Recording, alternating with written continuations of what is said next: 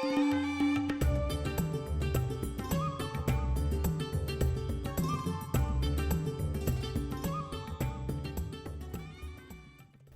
I'm Mamta. Today we'll be doing the first chapter for class 12 psychology. Now this chapter is variations in psychological attributes according to the textbook, but according to the new syllabus it is intelligence and aptitude. Now this chapter carries 9 marks. Today we are going to do 4 topics.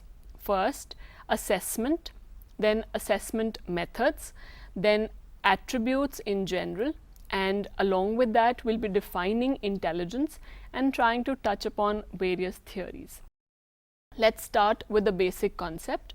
Now, when we talk about individuals and their differences, we try and understand the difference from the genetic point of view as well as from the situation. For instance, a particular child, if we label as a creative child, now that child is creative in most of the situations, but maybe in a certain situation where there's a strict person handling him, maybe his creativity goes for a loss. So this is where situation comes in, also apart from the genetic point of view. Let's talk about assessment. Now assessment is basically the measurement of psychological variables. We are trying to evaluate or measure different psychological variables through the use of certain methods. Assessment has 2 types, formal assessment and informal assessment. Formal assessment basically deals with a very systematic approach to measuring and data collecting.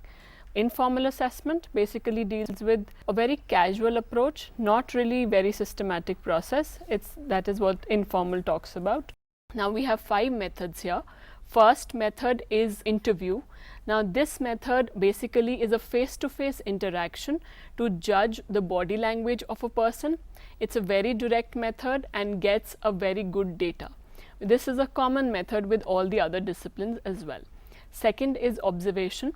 Now again this method basically presumes that a very systematic step-by-step procedure is being followed where you are trying to understand and identify different people in a variety of settings. Third method is case study. Now this method is unique to psychology. A lot of clinicians or psychologists in their clinics try and understand the detailed histories of patients coming to them for identifying the different kinds of psychological illnesses. That is a case study which gives you very detailed data, but it takes a lot of time and effort. Of course, it uses multiple methods. Then we have the next method, which is a self-report method.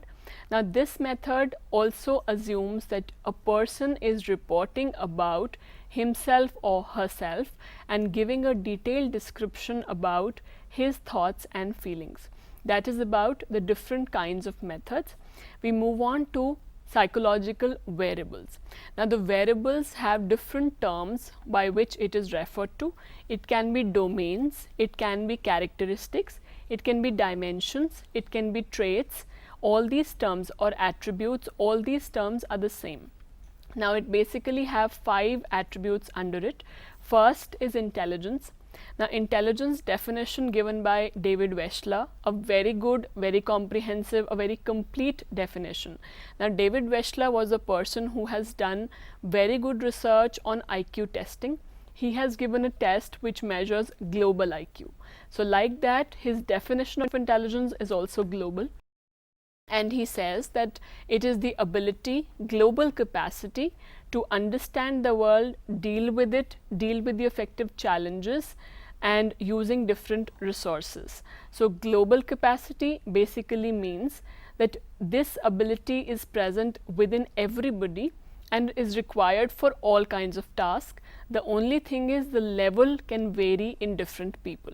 So this capacity is there to reason, to judge, to handle different kinds of situations. Second is personality. Personality basically refers to the fact that all of us have qualities which are stable, by and large stable across situations, across time. Now these characteristics or qualities make us unique. Third is interest. Now, interest as the term indicates, if I like to do something, if I'm interested in a particular subject, I will devote more time to it. If I like a particular teacher, I will definitely try and put in more effort in that subject. So, my liking and my preference, my choice for a particular activity. Next that we have is values. Values basically refer to the belief, any kind of ethical morality issues, political issue. All of us, when we open a Facebook account or an email ID, we are asked what values do we adhere to. So that is the belief system that we have. And next topic that we have here is talking about the concept of intelligence. Now let me ask you two questions here.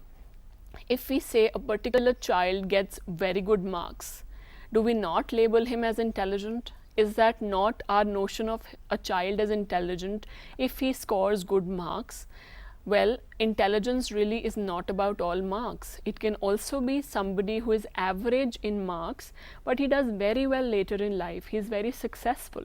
So therefore, let's now try and correlate marks and intelligence, and let's try and understand what intelligence is all about.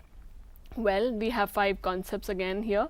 We talk about a layman definition of intelligence, where we say that intelligence is anything, any problem solving capacity, any effective situation dealing capacity, observation capacity, analysis capacity. This is a general understanding of intelligence. We have the Oxford Dictionary here. Oxford Dictionary says the code word pluck.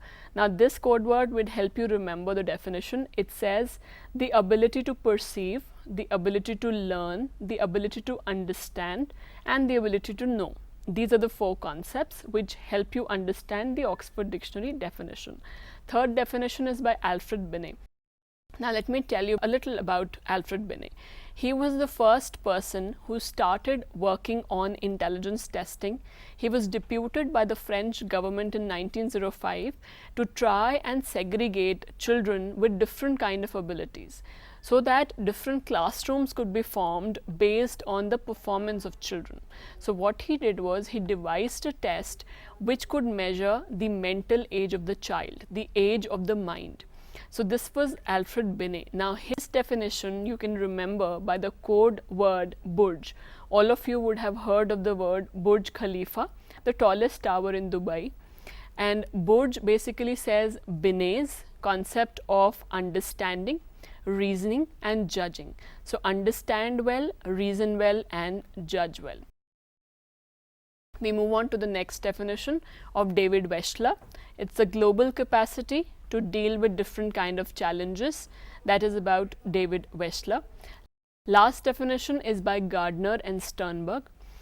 Now this definition gives us the understanding that intelligence is not just about the statistical structure, it is also about how a person deals with different kinds of situations, adapts himself, modifies himself to different kinds of situations.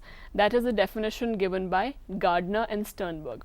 Now all these names that you've heard, these are psychologists who have given their definitions of intelligence, and they've also given their concepts about how can intelligence be assessed or tested. Let's move on to the last topic, which is various theories, theoretical approaches to understanding the concept of intelligence.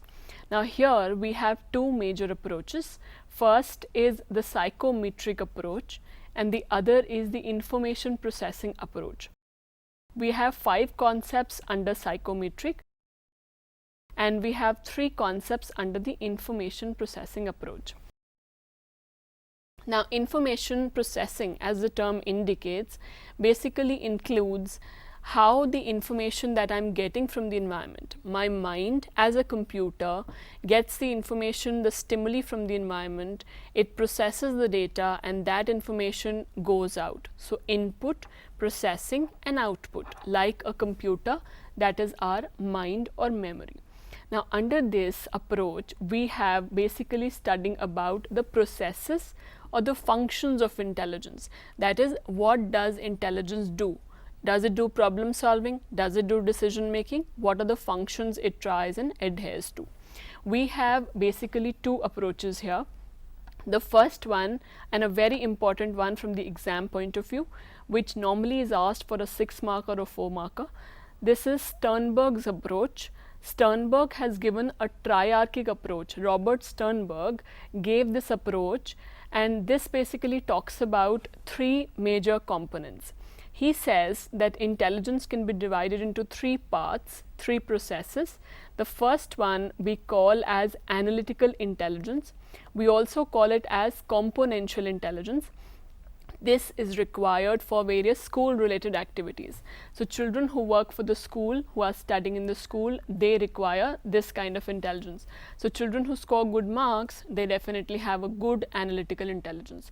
Now this has 3 parts. First is the knowledge acquisition component, second is the meta component, and the third is known as the performance component. So for studying, you require the first, acquiring knowledge. Second, you hold on, process that, which we call as meta components. Meta means higher level cognitive abilities. So using your mind's abilities, you process that data, and then of course you write in the exam, that is the performance component. Second part, according to Sternberg, is known as, this aspect is basically contextual intelligence. Now contextual, also known as practical intelligence, which is what we call as street smartness. Children who may not be very good in studies, but they know how to handle their parents' business, that is known as street smartness. They know how to handle different kinds of people, they know how to handle different kind of situations. That is the third component. Last component, which talks about creativity, which we also call as experiential component, that is basically dealing with your past experiences, like we call it old wine in the new bottle. When we have any kind of remixes, that is basically we have a ground of creativity and we use that foundation and we add on our own ideas. That is the creative component. Suppose the car breaks down, a person from the past experience will try and understand what all might have gone wrong. That is about Sternberg's theory.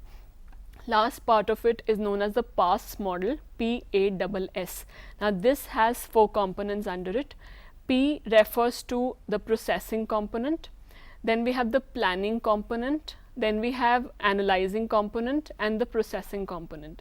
So first we start with planning. Let's say, in fact, when we talk about this PASS model, this was given by 3 researchers, J.P. Das, Kirby and Naglieri. These 3 people, it is a recent, very recent model, they have given this model, and it talks about, suppose you've been given an intimation for an exam, you will plan out for the exam, you will try and process that data for the exam, you will be very alert and attentive for the exam, you will be very, when the teacher tells you that this topic is going to come for the exam, you will be at 100% concentration, you will be having high energy, you will be alert to it. That is the 2 A's that we have.